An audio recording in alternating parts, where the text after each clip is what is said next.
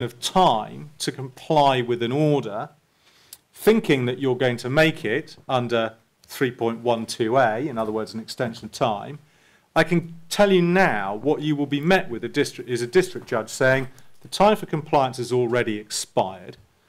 Complying within the time is a necessary precondition to your entitlement to rely on this evidence at all.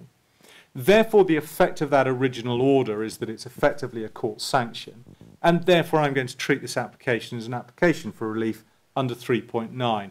My own experience is that that appears to be an absolutely uniform approach by district judges. I think there's just something else I'd add slightly there. Your point about agreeing it with your opponent or the other side. The culture doesn't seem quite to have fully registered with some defendant fee earners and indeed perhaps some members of the bar. So if you get the chance to agree an extension, that is always going to be a much better position to be in when you're then trying to persuade the court to endorse it than if you're actually trying to persuade the court to endorse it while someone's opposing it. In Biffa, there's delay without explanation. In Michael against Middleton, there's a failure to comply with an unless order, and again, no explanation.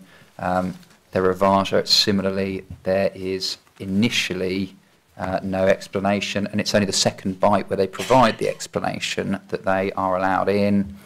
Kalvinder Das against Satish Das. Again, it's a double default failure to comply, and that being deliberate.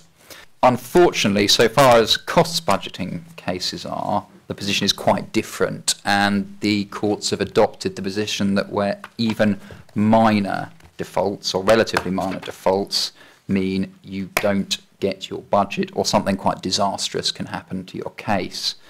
So I start with Andrew Mitchell MP against News Group. I think this